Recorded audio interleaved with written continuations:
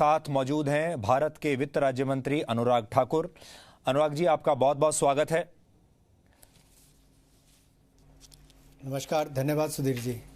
अनुराग जी, पहला सवाल तो मेरा आपसे यही है कि आपने जो 21 लाख करोड़ रुपए का जो आर्थिक पैकेज का ऐलान किया था, क्या उसका आपको अभी तक रिस्पांस क्या मिला है, या आपको लगता है कि अभी एक और पैकेज की आवश्यकता है? देखिए, जब देश और दुनिया संकट के दौर से गुजर रही है और लगातार कोरोना वायरस से लड़ने की दुनिया के हर कोने में तैयारी है, ताकत लगा रहे हैं, वहीं पर भारत ने भी प्रयास किया कि मोदी जी के नेतृत्व में पूरे देश भर में जनता को जागरूक करने के लिए और जनता के साथ मिलकर इस कोरोना वायरस के खिलाफ लड़ने की जो हमने ताकत बनाई, यही कारण है कि आज दुनिया के जो 15 देश हैं जहां पर सबसे ज़्यादा पॉजिटिव केसेस हैं, उनकी कुल जनसंख्या भारत के बराबर है, 15 देशों की, लेकिन वहां पर मृत्यु दर 83 गुना ज़्यादा है, 83 टाइम्स ज़्यादा है। वहां पे केसेस 34 टाइम्स ज़्यादा हैं, 34 गुना ज़्यादा हैं। तो इस हिसाब से भारत ने अब तक अच्छा किया है, जिसकी सराहना है। कल तक हम एक भी पीपी किट नहीं बनाते थे, आज हम 5 लाख पीपी किट्स एक दिन में बनाते हैं, 95 मास्क 5 लाख के लगभग बनाते हैं, दवाइयाँ एक्सपोर्ट कर रहे हैं बाकी देशों को।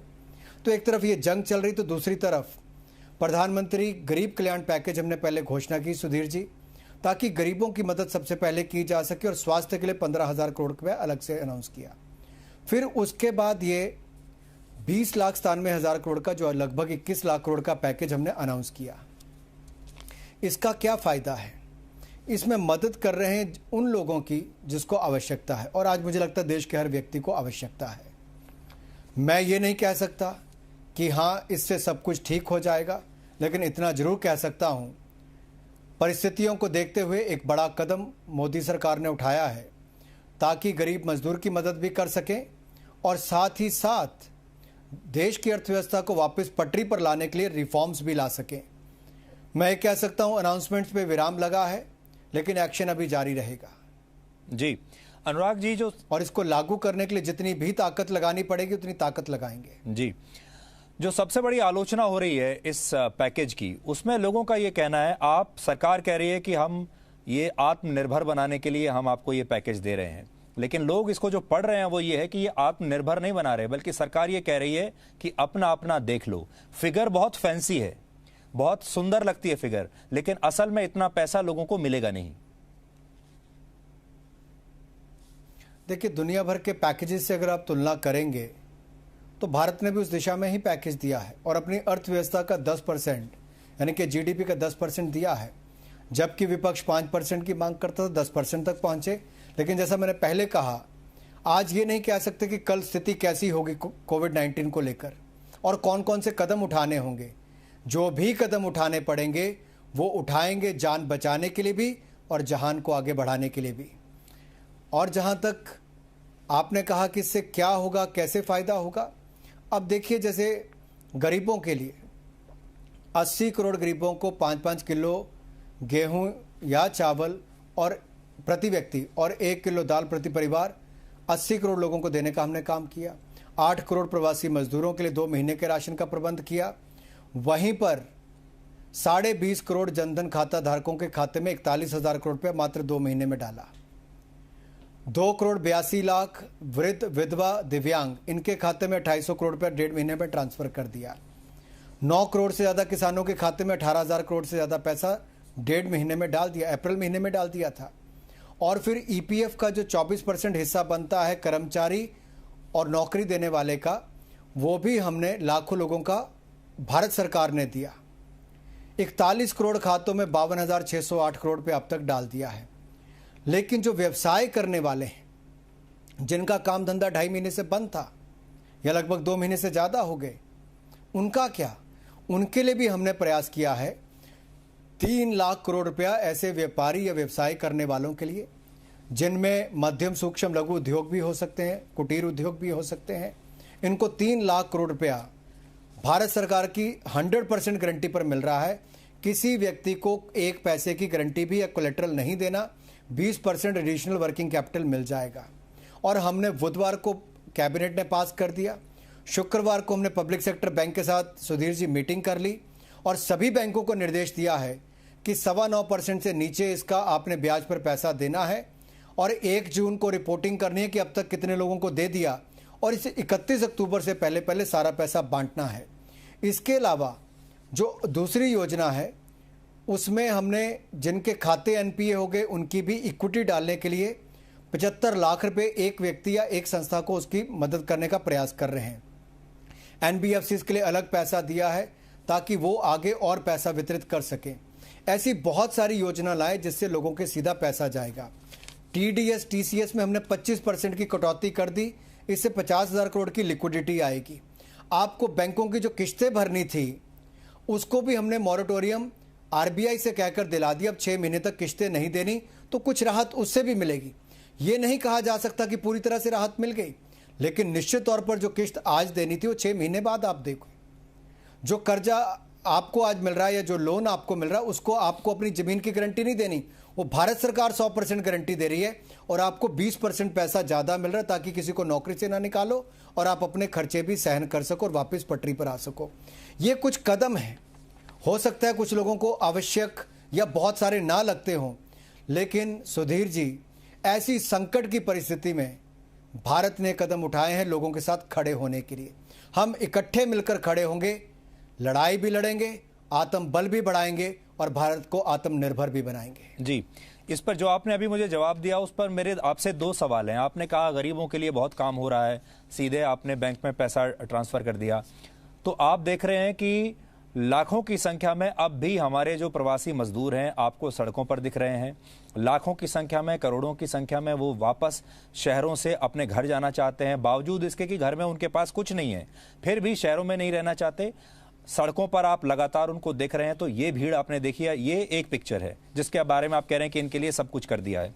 दूसरी तस्वीर ये है जो आप कह रहे हैं कि जो छोटे व्यवसायी हैं उन लोगों का कहना है कि एट मैक्स जो आप कह रहे हैं ये एक लोन मेला है, यानी जैसे लोन मेला आप लगाते हो कि आप ठीक है आप लोन ले लीजिए, फाइनली आप उसी की लायबिलिटी बढ़ा रहे हैं, उसी की जेब से ये लोन लिया जाएगा और इसको आप शो ऐसे कर रहे हैं इस लोन को जैसे आपने ये पैसा उनको दे दिया। ने दोनों बहुत महत्वपूर्ण सवाल आपने पूछे। पहली बात तो मैं कहना चाहता हूं कि होस्ट स्टेट और होम स्टेट, एक जन्मभूमि एक कर्म भूमि, इन दोनों की बहुत बड़ी जिम्मेदारी है जब कोई व्यक्ति अपने राज्य से निकलकर दूसरे राज्य में काम करने चाहता है। संकट की घड़ी में अगर उसको वापस अपने राज्य में आना है तो अनुमति उसके अपने राज्य की चाहिए वापस आने के लिए। हमने ट्रेन उपलब्ध करवा दी, 85% पैसा केंद्र सरकार वहन कर रही है। खाने का और पानी की सुविधा मुफ्त में ट्रेन में हमने करके दी है। अब कानून व्यवस्था दोनों राज्यों को बनानी है, ये केंद्र इसमें ज़्यादा नहीं कर सकता, लेकिन जहां पर जिस राज्य में काम करने आया है, जिसके निर्माण में आया है, जिसको आगे बढ़ाने के लिए आया है, उसको विश्वास पैदा करना होगा कि हम सब सुख सुविधाएं देंगे। क्योंकि भारत सरकार ने 11,000 करोड़ रुपया आपदा राहत के लिए पहले दिन दे दिया। पहले होता था कि आपदा राहत कई महीनों के बाद मिलती थी, हमने पहले दिया है। हमने स्वास्थ्य सुविधा बनाने के लिए अलग से 15,000 करोड़ का प्रावधान किया। राज्यों को वेज एंड मीन्स एडवांसेस 60% की वृद्धि कर दी। एफआरबीएम एक्ट में 3% पैसा ले सकते थे, हमने 5% कर दिया। 4.25 लाख करोड़ रुपए की लिक्विडिटी राज्यों को और मिलेगी। हमने राज्यों की ओर से डेवल्यूशन ऑफ टैक्सेस, यानी कि केंद्र के जो कर इकट्ठे होते हैं, अभी हमारा कर उतना इकट्ठा नहीं भी हुआ, फिर भी हमने राज्यों को 2 महीनों में 92,077 करोड़ रुपया दिया। इसके अलावा रेवेन्यू डेफिसिट ग्रांट 19,000 करोड़ रुपये दी। इसके अलावा जीएसटी कंपनसेशन सेस दिया। सेंट्रल स्पॉन्सर्ड स्कीम का पैसा एडवांस में दिया ताकि राज्यों के पास पैसों की कोई कमी ना आए, लेकिन अभी तक राज्यों ने मात्र 14% पैसा ही खर्च किया था। दूसरी बात, इन श्रमिकों के साथ बैठना पड़ेगा, विश्वास पैदा करना पड़ेगा, क्योंकि अगर हमने राशन दे दिया है 80 करोड़ गरीबों के लिए भी और 8 करोड़ प्रवासी मजदूरों के लिए भी, तो विश्वास राज्य क्यों नहीं पैदा कर पा रहे हैं? इस पर चिंता का विषय, जितने आप चिंतित हैं उतना मैं भी चिंतित हूं, लेकिन ये जिम्मेदारी, ये भूमिका जन्मभूमि और कर्म भूमि, होस्ट स्टेट और होम स्टेट वालों की उनको निभानी पड़ेगी। जो दूसरी बात आपने कही कि लोन मेले की, देखिए आज अगर व्यापारी के पास पैसा नहीं है, अगर उसको हम पैसा दे रहे हैं तो क्या हमें मदद नहीं करनी चाहिए? आज अगर उसको अपनी किस्त आज जमा कराने के बजाय 6 महीने बाद जमा करानी पड़े, उसकी लिक्विडिटी बढ़े तो क्या इससे उसको लाभ नहीं होगा? लेकिन वो ये पूछ रहे हैं कि अब इसकी किस्त कहां से आएगी? कराना पड़े, जो आप पैसा दे रहे हैं इसकी किस्त भी उसी को देनी है, आज नहीं तो 6 महीने के बाद, 1 साल के बाद। अब लोग ये पूछ रहे हैं कि इसकी किस्त कहां से आएगी? आप लगातार मेरी बैलेंस शीट में लायबिलिटीज मेरी बढ़ाते जा रहे हैं, मेरा बोझ बढ़ाते जा रहे हैं। Finally it's a loan. देखिए, इसमें दो बातें हैं। पहली बात तो दुनिया भर में ऐसा ही होता है, और दूसरी बात, अगर हमने किया है तो हमने उसकी गारंटी नहीं की, व्यापारी की। ये भारत सरकार ने गारंटी दी है। हमने किसी की एक्स्ट्रा कोलेट्रल या किसी की गारंटी नहीं ली। हमने ये कहा कि आपको 20% एक्स्ट्रा वर्किंग कैपिटल मिले ताकि आप अपने खर्चे उठा सकें, अपने लोगों को तनख्वाह दे सकें और वापस अपना कामकाज शुरू कर सकें। 6 महीने तक अगर आप किस्तें नहीं दे सकते तो उसके बाद आप उसको टर्म लोन में कन्वर्ट कर सकते, तब भी आपको इमीडिएटली नहीं देना पड़ेगा। तो व्यापारी आदमी समझता है कि ये राहत उसको मिली है। और जब काम धंधा चलेगा, इस देश के लोग कभी पैसा मारने के लिए तैयार नहीं होते, वो ईमानदारी के साथ काम करना चाहते हैं, और हम भी चाहते हैं ईमानदारी के साथ हम देश को आगे बढ़ाएं और भारत को आत्मनिर्भर बनाएं।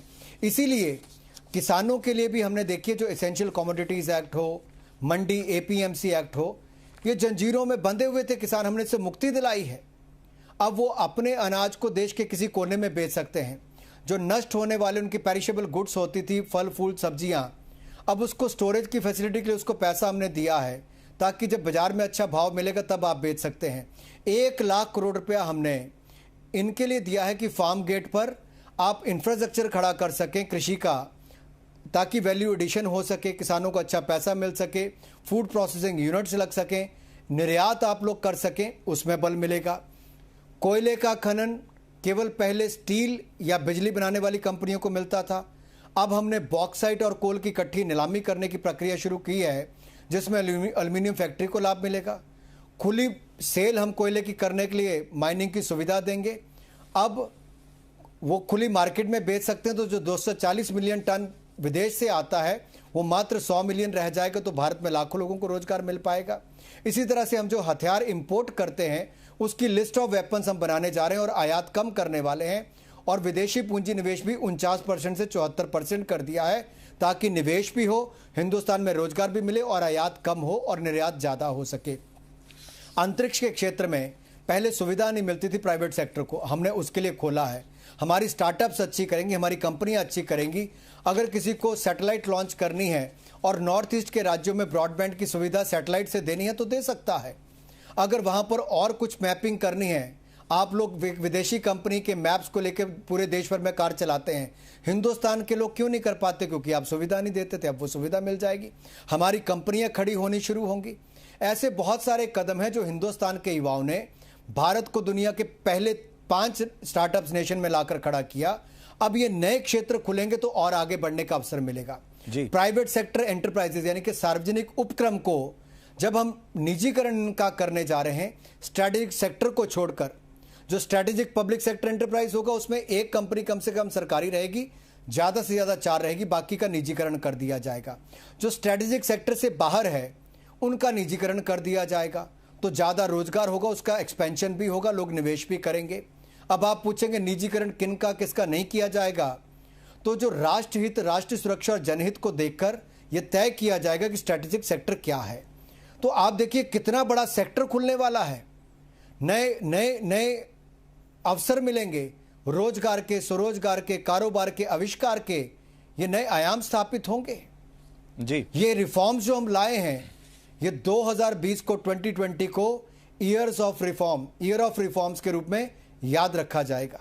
अनुराग जी, जो आप रिफॉर्म्स जो लाए हैं, फिर इसका क्या कारण है कि ना तो स्टॉक मार्केट ने इसका स्वागत किया, ना ही देश में एक पॉजिटिव सेंटिमेंट आ रहा है व्यवसाय से जुड़े लोगों के बीच में, इन्वेस्टर्स के बीच में, और ना ही जो रेटिंग एजेंसीज हैं उन्हें कोई भारत की अर्थव्यवस्था को लेकर इसके बाद कोई नया कॉन्फिडेंस आया है?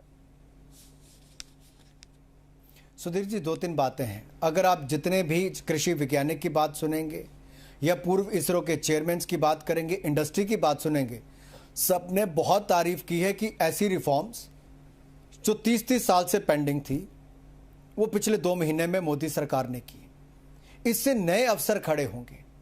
लेकिन आज कोविड-19 यानी कि कोरोना वायरस से लड़ने की स्थिति में आप इसका बहुत असर नहीं देख पाएंगे, लेकिन लोग समझ रहे हैं कि हम जहां कोरोना वायरस के खिलाफ जंग जीतेंगे वहीं दुनिया की पहली 3 अर्थव्यवस्थाओं में खड़े होने के लिए भारत ने अपनी एक रास्ता चुन लिया है आत्मनिर्भर भारत बनाने के लिए। तो ये अपने आप में लोग देख रहे हैं क्या होने वाला है।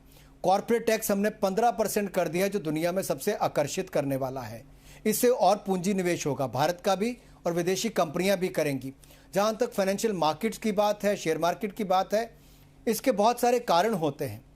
आज दुनिया भर के देशों में देखिए, लोग मार्केट में से कईयों ने पैसा निकाला तो बहुत सारा पैसा वापस भी आया। 9,000 करोड़ से ज़्यादा का निवेश पिछले कुछ दिनों में हुआ है। तो ये अपने आप में कई बार क्या है, आप निर्णय करते हो, 4 दिन की छुट्टियां आई, आपने पिछले संडे को घोषणाएं खत्म की थी, वेडनेसडे को हमने कैबिनेट में पास किया, फ्राइडे को हमने बैंकों को बुलाकर निर्णय करवा दिया कि पैसा देना शुरू कर दो, 9.25% से कम ब्याज रखना है और 1 जून से हमें रिपोर्टिंग करनी शुरू करो कि किस ब्रांच ने कितने लोगों को लोन दिया। अब इसका असर आप आने वाले दिनों में देखोगे। हम जागरूकता अभियान लोगों में और चलाएंगे कि किस तरह से आप हर योजना का लाभ उठा सकते हो। जी अनुराग जी, देखिए जैसे दूध उत्पादन करने वाला है, जी उसको हमने 2% की इंटरेस्ट सबवेंशन दे दी। वो समय पर पैसा देगा तो 2% और उसको सब छूट मिल जाएगी, तो 4% ब्याज पर छूट मिलेगी, तो अपने आप बहुत लाभ मिलने वाला है। अनुराग जी, अब थोड़ा सा ट्रैक बदलते हैं। पूरे दुनिया में लोग कह रहे हैं कि आर्थिक मंदी आएगी और ये तय है। इससे पहले सारे जो रेटिंग एजेंसीज थी, एक्सपर्ट्स थे, वो कह रहे थे कि भारत में इतनी मंदी नहीं आएगी, लेकिन भारत का जो ग्रोथ रेट है जीडीपी वो तो भी पॉजिटिव में रहेगा। लेकिन अब तो आरबीआई भी ये कह रहा है कि हमारा ग्रोथ रेट नेगेटिव में जा सकता है, यानी जबरदस्त आर्थिक मंदी, करोड़ों नौकरियां जा सकती हैं, बहुत सारे व्यवसाय बंद हो सकते हैं, बहुत सारे बिजनेस मॉडल इसके बाद हमेशा के लिए खत्म हो सकते हैं। ऐसे में आप देश के जो लोग हैं जो इस समय डरे हुए हैं इस आर्थिक मंदी से, आप देश का क्या भविष्य देखते हैं नियर टर्म, शॉर्ट टर्म में और लॉन्ग टर्म में? देखिए 2 बातें। 24 मार्च से पहले किसी को पता नहीं था किसी कंपनी को दोबारा लोन लेना पड़ेगा नहीं लेना पड़ेगा। बहुत सारे एक्सपेंशन के मोड में थे। कई अखबारें जो छपती थी 16 पन्ने की, वो कई और सिटीज़ में एडिशन लाने वाली थी, आज 8 पन्ने की अखबार रह गई। कई लोग तो केवल ऑनलाइन होकर रह गए। चैनल्स पर जितनी एडवर्टाइजमेंट आती थी वो भी कम हो गई होगी। ये परिस्थितियां पिछले 2 महीने में बहुत बदली हैं, लेकिन पिछले 2 महीनों में बहुत सारे निर्णय ऐसे भी हुए जिसके कारण अब वापस पटरी पर काम आना शुरू हुआ है। कुछ सेक्टर्स खुले, लोग वापस काम पर जाने शुरू हुए, कुछ अपने राज्यों में जाने शुरू हुए, तो कुछ लोग जो वापस गए वो मजदूर वापस आने की भी अब तैयारी कर रहे हैं। तो बहुत तेजी के साथ बहुत चीज़ें बदल रही हैं। रेलगाड़ी चलनी शुरू हो जाएगी, हवाई जहाज की उड़ानें शुरू हो जाएंगी। तो ये समय के साथ साथ निर्णय ले रहे हैं। और एकदम से आप देखिए 137 करोड़ के भारत में आप आज नहीं कह सकते कि कल क्या होने वाला, क्योंकि दुनिया का कोई देश आज कोई प्रेडिक्शन नहीं कर पा रहा। बड़ी बड़ी एजेंसियों ने आज से 2 महीने पहले कुछ प्रेडिक्शन की थी, 2 महीने के अंदर 10 बार अपनी प्रेडिक्शंस को बदला है। तो मुझे लगता है संयम रखना होगा, सही कदम उठाने होंगे और साथ में चलकर आत्मबल बढ़ाकर, आत्मविश्वास बढ़ाकर भारत को आगे ले जाने का काम करना होगा। एक दूसरे का सहयोग करके, पॉजिटिव सोच के साथ पॉजिटिव वातावरण खड़ा करना होगा और ये पॉजिटिव सेंटीमेंट ही देश को आगे लेकर जाएगा, हमारे पॉजिटिव निर्णयों के साथ साथ। 2 फीडबैक मेरे पास लगातार आ रहे हैं जब मैं आपसे बात कर रहा हूं। आप तो खुद हिमाचल से आते हैं, जो कि जहां पर टूरिज्म सेक्टर बहुत महत्वपूर्ण रोल निभाता है। टूरिज्म सेक्टर, हॉस्पिटैलिटी सेक्टर और मिडिल क्लास, इनके लिए आपने क्या किया है, सब लोग पूछ रहे हैं। देखिए टूरिज्म सेक्टर निश्चित तौर पर, टूरिज्म हो, ट्रांसपोर्ट हो, हॉस्पिटैलिटी हो, सिनेमा हो, एविएशन हो, ये सेक्टर्स को निश्चित तौर पर सबसे पहले बंद हुए, सबसे लेट खुलने वाले हैं, निश्चित तौर पर इनको असर हुआ है। लेकिन ये जो आपने 3 लाख करोड़ रुपए का हमने सुविधा दी है, बगैर गारंटी, बगैर कोलेट्रल के पैसे, 20% वर्किंग कैपिटल की, और जो दूसरी हमने एनपीए खाते वालों को भी 15% इक्विटी देने के लिए 30,000 करोड़ का प्रावधान किया है, ये सब क्या है? ये भारत सरकार मदद कर रही है। ये केवल मध्यम, सूक्ष्म, लघु, कुटीर उद्योग के लिए नहीं, ये बाकी व्यापार और व्यवसाय के लिए भी है, जिसमें रेस्टोरेंट भी आएगा, छोटे होटल्स भी आएंगे, ट्रांसपोर्ट एजेंसी भी आएगी, दुकानदार भी आएंगे, ट्रेडर भी आएंगे, जिनकी 25 करोड़ तक की बैंक लिमिट है और 100 करोड़ तक का वो व्यापार करते हैं। वो सब इन योजनाओं का लाभ उठा सकते हैं। इसलिए मैंने बीच में कहा था कि हमें शायद जो आपके मन में सवाल आ रहे हैं इसमें और जागरूकता और फैलाएंगे ताकि लोग इन स्कीमों का और लाभ ले सकें। अब चीन की बात करते हैं अनुराग जी। चीन के बारे में पूरी दुनिया बात कर रही है, सारी दुनिया बंद है, लेकिन चीन में सब कुछ नॉर्मल हो रहा है। आत्मनिर्भर बनने के लिए हमें विदेशी सामान से अपनी जो डिपेंडेबिलिटी है वो कम करनी पड़ेगी। क्या आप ये कहने की कोशिश कर रहे हैं कि हम चीन का मुकाबला क्या कर पाएंगे? चीन जो है हर साल भारत की कुल अर्थव्यवस्था के बराबर सामान दुनिया भर में बेचता है, सबसे बड़ा मैन्युफैक्चरिंग हब है।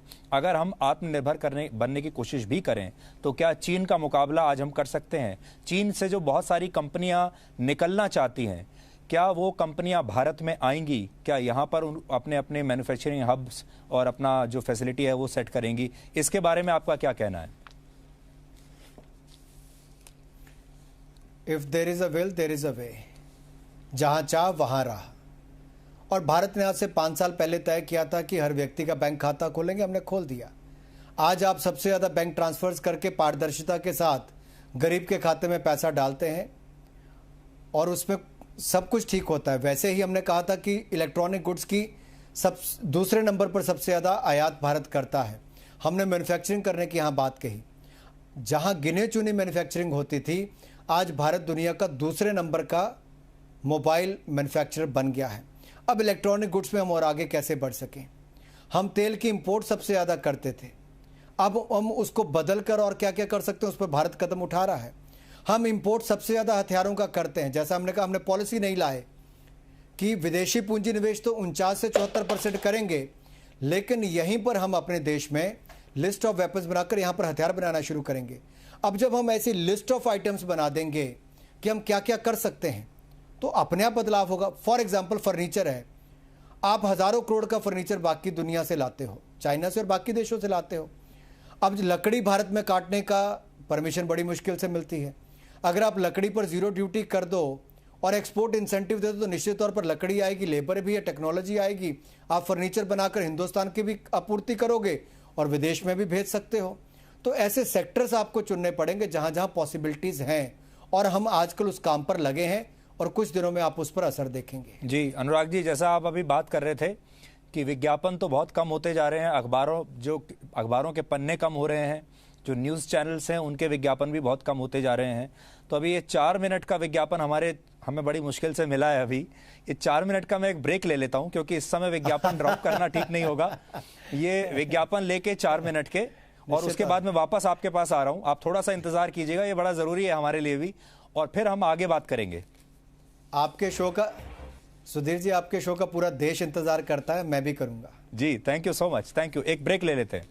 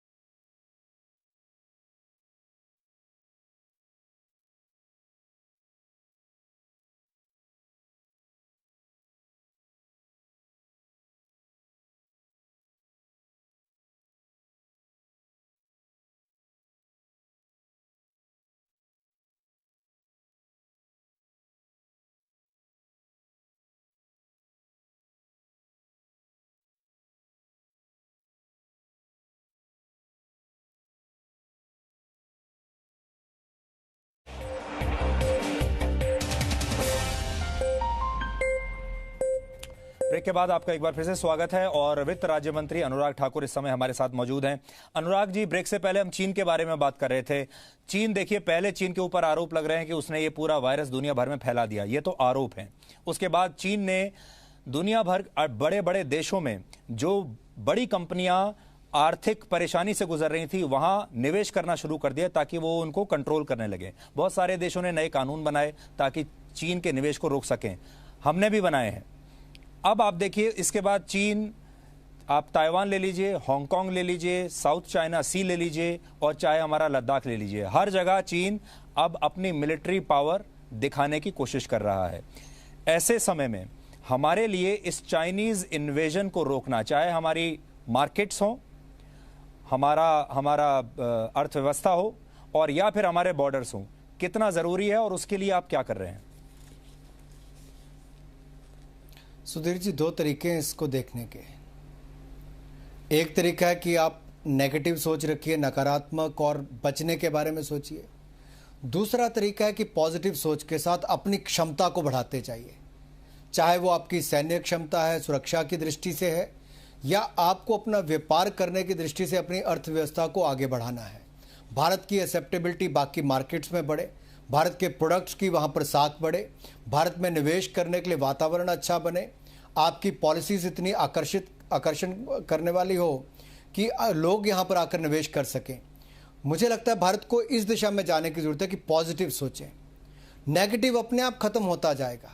भारत इतना ताकतवर है कि आज दुनिया उसको आंखें नहीं दिखा सकती जब तक नरेंद्र मोदी जी हैं, जो दुनिया के बड़े से बड़े देश की आंखों में आंखें डालकर पूरी ताकत के साथ भारत की बात करते हैं। और अटल जी के समय भी आपने देखा होगा, हमने पोखरण विस्फोट किया, जो परमाणु विस्फोट किए थे, उससे दुनिया को भी हिलाया था, लेकिन डराने के लिए नहीं, अपनी ताकत दिखाने के लिए।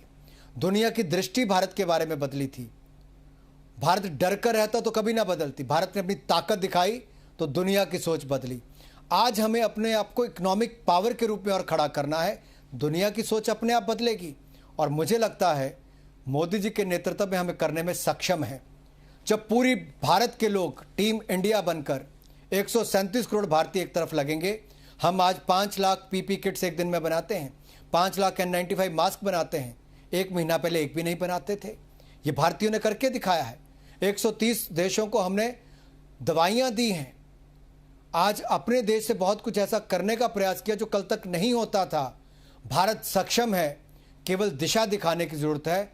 और अब मुझे लगता है आत्मनिर्भर भारत का जो सपना जगाया गया है, ये हमें एक नई सोच, एक नई दिशा दे रहा है। हमें अपने को मन से तैयार करना है। कोरोना वायरस को भी हराएंगे और आत्मनिर्भर भारत भी बनाएंगे। अनुराग जी, आपका ये जो इंटरव्यू है ये लगभग 180 देशों में देखा जा रहा है, क्योंकि जी 180 देशों में आता है दुनिया भर में। बहुत सारे बड़ी कंपनियों के सीईओज दिख रहे होंगे, बहुत सारे दूसरे लोग भी दिख रहे होंगे, जो आपसे ये जानना चाहेंगे कि जो कंपनियां इस समय चीन में हैं, जो विदेशी कंपनियां अभी चीन से ऑपरेट कर रही हैं, वो अगर चीन से पुल आउट करती हैं तो क्या ऐसी कंपनियों को भारत में लाने के लिए आपके पास कोई आकर्षक योजना है जिसे वो इनकार ना कर सकें और चीन छोड़कर आपके देश में आकर निवेश करें? इसमें दो बातें हैं। पहला तो मैं कहूँगा केवल चीन क्यों, दुनिया का कोई भी देश क्यों ना हो, वहाँ से अगर किसी कंपनी को जाना है, अगर नहीं भी जाना तब भी हमारी पॉलिसीज़ इतनी अट्रैक्टिव होनी चाहिए कि वो यहाँ पर आकर भारत में निवेश करें। हमारे यहाँ की व्यवस्थाएं इतनी सरल होनी चाहिए कि ईज़ ऑफ डूइंग बिजनेस में हम लोग आगे जा सकें। राज्य और केंद्र की सरकारों का समन्वय इतना अच्छा होना चाहिए कि जो निवेश करने आया है उसको आसानी से प्लांट लगाने में आसानी हो सके, जल्द लगा सके। हमने ग्रुप ऑफ सेक्रेटरीज़ का एक कमेटी गठित करने वाले हैं जिससे उनको फैसिलिटेट करेंगे निवेश करने के लिए। हर डिपार्टमेंट प्रोडक्ट डेवलपमेंट सेल बनाएंगे ताकि कौन कौन से प्रोडक्ट को आगे बढ़ाया जा सकता है। राज्यों से समन्वय बिठाने के लिए वहाँ पर भी हम बात करेंगे। और कॉर्पोरेट टैक्स रेट हमने 15% कर दिया, जो दुनिया में सबसे कम है। अब जो बाकी राज्यों ने अपने लेबर लॉस में तब्दीली की है, कोई बाकी और निर्णय कर रहा है अपने बिजली को लेकर, बाकी सबको इससे बहुत बल मिलने वाला है। मुझे लगता है एक नया कंपटीशन राज्यों के बीच में खड़ा होगा। ये जो प्रतिस्पर्धा पॉजिटिव शुरू होगी, ये कॉम्पिटिटिव फेडरलिज्म और कोऑपरेटिव फेडरलिज्म जो इकट्ठा चलेगा, यही नए भारत की तस्वीर लिखेगा। न्यू इंडिया की तस्वीर यही लिखेगा। जी, अब एक सवाल मैं आपके बारे में पूछना चाहता हूं। अभी आप 45 साल के हैं और आपका जब सीवी बनेगा आगे भविष्य में, जब आपका सीवी लिखा जाएगा तो उसमें जो सबसे बड़ी बात आएगी वो ये कि जब दुनिया में इतना बड़ा संकट आया था तब आप दुनिया के सबसे बड़े लोकतंत्र में वित्त राज्य मंत्री थे और दुनिया की इतनी बड़ी जनसंख्या के लिए आप ये योजनाएं बना रहे थे। तो it must be a very very big learning experience also for you.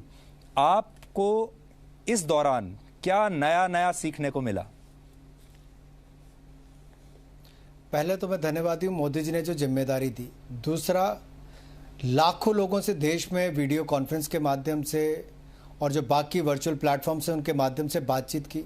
बहुत सारे लोगों ने ईमेल्स लिखकर अपने विचार भेजे, बहुत सारे लोगों ने फ़ोन और एसएमएस करके किया है। देखिए, सबसे बड़ा एडवांटेज ये हुआ कि टेक्नोलॉजी के माध्यम से बंद होने के बावजूद भी किसी के विचार रुके नहीं, हम तक पहुँचे, हमने उनका अध्ययन किया और मोदी जी ने लगातार कई दिन तक मीटिंग्स अलग अलग डिपार्टमेंट्स के साथ करवाई। हम लोगों ने सबकी इनपुट्स लेने के बाद ये पैकेज तैयार किया है।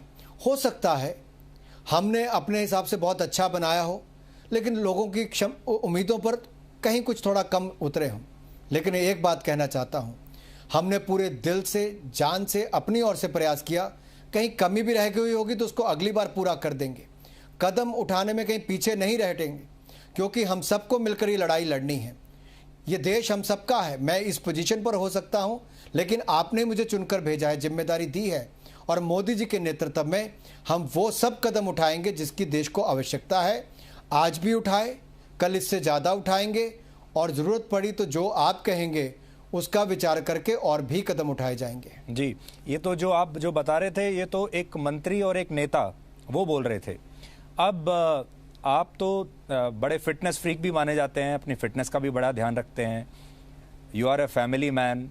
एक इंसान के तौर पर आप में क्या बदलाव आए हैं पिछले 2-3 महीनों में? क्योंकि मुझे याद है, देखिए, जब 2020 शुरू हुआ था, 1 जनवरी को हम सब एक दूसरे को विश कर रहे थे हैप्पी न्यू ईयर। किसी ने कल्पना भी नहीं की थी कि मई आते आते, जून आते आते इस तरह की स्थिति हो जाएगी। यानी ये जो कहते हैं ना कि इसमें बड़ा आपको ये भी जो जीवन दर्शन है वो भी बहुत लोगों को मिला है।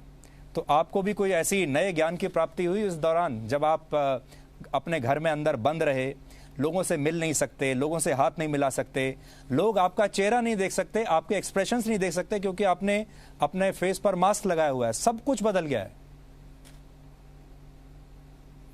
सुधीर जी, बहुत बड़ी बात कही आपने। जीवन बदल गया बिल्कुल, लेकिन अगर बचना है, आगे बढ़ना है, बाकियों को बचाना है, देश को आगे बढ़ाना है, तो नया जीने का तरीका अपनाना होगा। 18 तारीख को मेरे बेटे के 10वीं के पेपर खत्म हुए। 19 तारीख को वो अपने कज़न से मिलने दूसरे राज्य में गया। 26 तारीख को उसका जन्मदिन था। 24 तारीख को लॉकडाउन हो गया। मैं, पूरे देश भर के लोग कहते थे आपका अपना बेटा है, आप तो रात को बुला लोगे, कुछ हो जाएगा। जब तक अनुमति नहीं मिली, 2 महीने मेरा बच्चा बाहर रहा, तो एक ये भी सीखने को मिला कि हमने वही कानून का पालन किया जो बाकी देश ने किया। दूसरा, मैं अपने घर के अंदर भी, जिस कमरे में मेरा बच्चा पढ़ता था, उसका स्टडी रूम होता था, 10 बाय 12 फुट का शायद वो कमरा होगा। मैं पिछले 2 महीने से वहीं पर रहता हूँ। मैं घर के अंदर नहीं जाता, क्योंकि मेरा बाहर लोगों के साथ, ऑफिसर्स के साथ इंटरेक्शन भी होता है, मीडिया के साथ इंटरेक्शन भी है, सारा दिन काम भी करना है। मैं अपने परिवार से एक ही घर में रहने के बावजूद भी शायद रात को जब 10 बजे के आसपास वो बाहर टहलने आते, मैं भी शाम रात को थकान मिटाने के लिए नहाकर वापस बाहर आता हूँ, तब हम लोग उस समय सैर करते मिलते, वो भी मास्क पहनकर। आप कल्पना कीजिए, घर में रहकर कभी आपने सोचा था ये होगा? लेकिन ये करना पड़ेगा सबको। जी, अब आपसे आखिरी सवाल, जो मैंने पहले भी पूछा था, पहला सवाल भी यही था कि अब सारे पैकेजेस खत्म हो गए या अभी और आने बाकी हैं, या और कुछ अभी आप कोर्स करेक्शन करेंगे? देखिए, पहली बात तो है, जो घोषणा की है उसको अच्छी तरह से नीचे लागू करवाना है। इसलिए हम लगातार मीटिंग्स करेंगे, लोगों की अकाउंटेबिलिटी तय करेंगे, जवाबदेही तय करेंगे और इम्प्लीमेंटेशन बेहतर हो, इसके लिए पूरी ताकत लगाएंगे ताकि देश के लोगों को लाभ मिले। जहां पर पता नहीं चल पाया उनको और समझाने का प्रयास करेंगे, हाथ पकड़ेंगे, उनको लाभ पहुंचाने का काम करेंगे और कोरोना से लड़ने के लिए और भी कदम उठाने पड़ेंगे। कुछ सेक्टर्स ऐसे हैं जहां पर लगता है भी कुछ और करने की आवश्यकता है, तो निश्चित तौर पर उस पर विचार करके उस पर कदम भी उठाए जा सकते हैं। आज आप ये नहीं कह सकते हम कुछ नहीं करेंगे। हमने 7,80,000 करोड़ रुपया कर्जा लेना था इस साल, अब 12 लाख करोड़ रुपया कर्जा ले रहे हैं, 4,20,000 करोड़ और भारत सरकार कर्जा ले रही है। किसके लिए? ताकि देश को हम मदद कर सकें। राज्यों को हमने 11,000 करोड़ पहले दे दिया, 92,070 करोड़ रुपया उनको अलग से डेवोल्यूशन ऑफ टैक्सेस के लिए दे दिया, वेज एंड मीन्स एडवांसेस उनके बढ़ा दिया, FRBM एक्ट में बढ़ा दिया, सेंट्रल स्पॉन्सर्ड स्कीम्स में उनको पैसा अलग से दे दिया। ये सारा पैसा ताकि कहीं पे पैसे की कमी ना आए उसके लिए हमने कदम उठाए हैं। आगे भी जो करना पड़ेगा करेंगे, लेकिन आप ये कहें कि आज ही सारे कदम हो जाएंगे, मुझे लगता है अगला समय भी देखने की बहुत आवश्यकता है। जी अनुराग जी, बहुत बहुत शुक्रिया। आज आपको वैसे भी करीब से जानने का मौका मिला और आपने जो नीतियां बनाई हैं उनको भी करीब से जानने का मौका मिला। आप अपना ध्यान रखिए, अपनी इम्यूनिटी का ध्यान रखिए। वैसे तो आप वैसे ही बहुत फिट रहते हैं, लेकिन इम्यूनिटी का ध्यान रखिए और बहुत बहुत शुभकामनाएं। आपका बहुत बहुत धन्यवाद। तो अनुराग ठाकुर हमें बता रहे थे इस आर्थिक पैकेज के बारे में। अब हम आपको कोरोना काल के हवाई सफर पर लेकर चलेंगे। आपने कभी कल्पना भी नहीं की होगी, किसी ने भी कल्पना नहीं की होगी कि आने वाले समय में कोई ऐसा समय आएगा जब इस तरह से आपको हवाई यात्रा करनी पड़ेगी। लॉकडाउन के 2 महीनों के बाद आज 2 राज्यों को छोड़ दें अगर, आंध्र प्रदेश और पश्चिम बंगाल, तो देश भर में घरेलू उड़ानें शुरू हो गई। लेकिन अब हवाई यात्रा के तमाम नियम कायदे बदल चुके हैं और अब